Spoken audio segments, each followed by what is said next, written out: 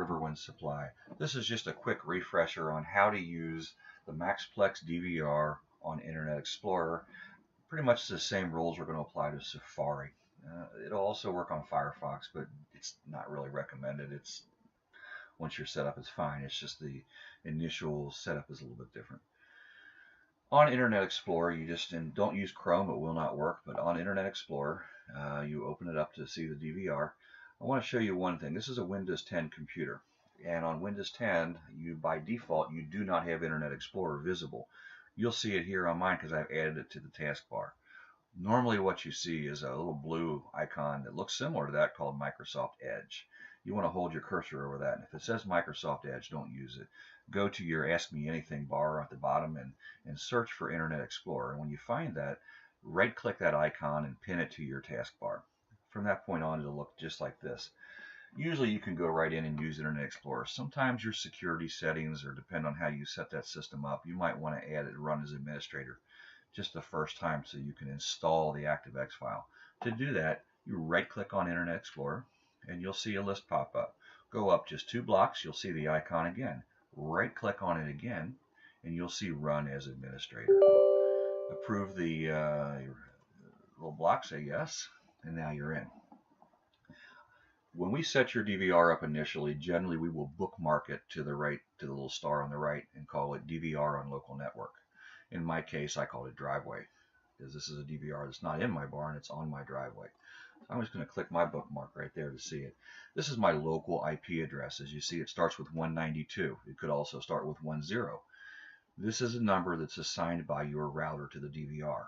And when we set your DVR up, typically, if it's possible, we make that a permanent reservation or a static address so that it won't change in your system from this year to next year. The number should remain the same. That way the port forwarding rules that we enter will continue to work. All you got to worry about is this is a local number. This is only going to work inside your house on that router's Wi-Fi or plugged into it. It will not work away from home. If your phone is on 3G or 4G, it will not work because you're running off your phone's provider. Into the DVR, you want to log in. Default is admin 123456. Mine is not. We recommend leaving that alone or writing it down on the bottom of the DVR, because if you forget the password, I will not be able to backdoor break into it, and you will have a paperweight. On the screen, you'll see if nothing's displayed, click here, and I'm going to forewarn you because I have mine turned down. What you see is a substream image, and this is a turned down substream image. If you'll see, we can go to both cameras. This one's just a little less fuzzy, but it's still there. And the reason I did that was to show if you have a very weak connection on your cell phone, you want to see flow or movement. In other words, if you're watching cattle and you don't want to see a stop jerk motion, you might need to turn your substream down if you have a poor connection. This will give you a fuzzy image. Now, all you have to do is right click on it and change all to master stream. And give it just a second and it'll pop up clear. Now you're on full resolution for both cameras. Now, you'll see a camera in 1 and camera in 2 on mine. That's because they're hardwired directly to the DVR. If you're running a wireless barn camera system where you have a transmitter on the barn, a receiver at your house that's connected to your TV and also your DVR, all your barn cameras are going to be in window 1, and they're going to be on a rotation of 20-second intervals going through your switcher. If your barn camera is located in your barn and you're using power line adapters or a point-to-point access system, you will have a camera per window, much like this.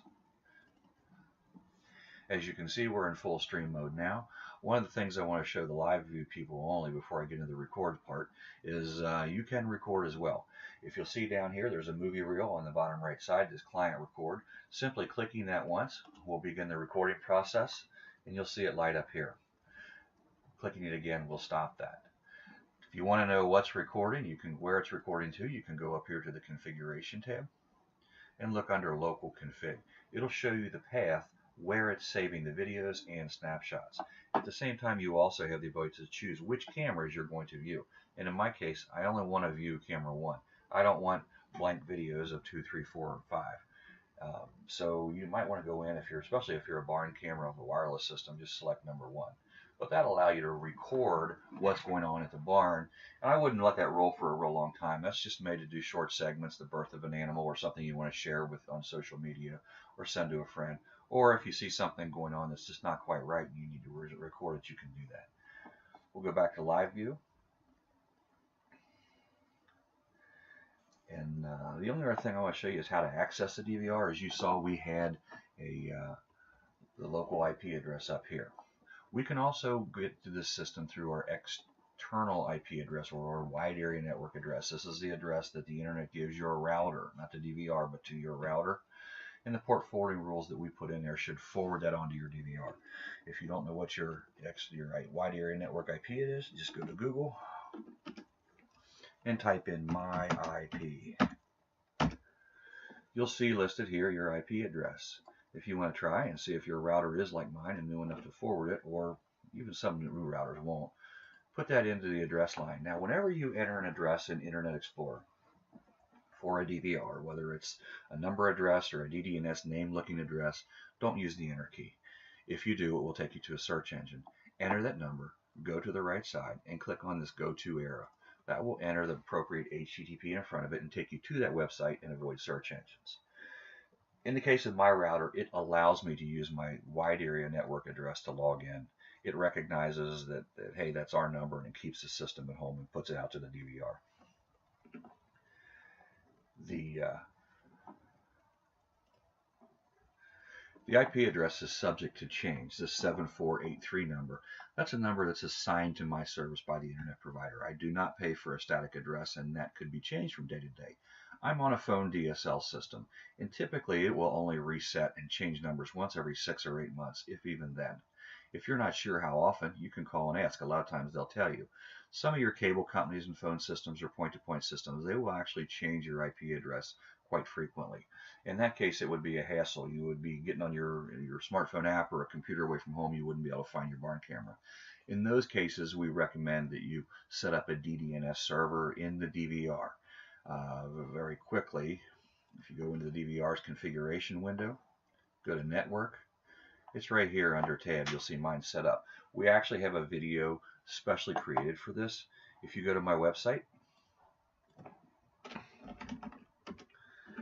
and you hover over the video and instructions window, don't use the drop down, I haven't added it in there, but click on video instructions. You'll see right here video on how to add a noip.com server to your DVR. That will take you to a YouTube video much like this one that will walk you through the process. Last but not least, on the login, if you do create that DDNS server, you simply add that in up here in place of your IP or your wide area network address. In my case, it's davesbarn.ddns.net. Again, do not hit the enter key. Use the little go to arrow. And you'll see we're back in the same spot.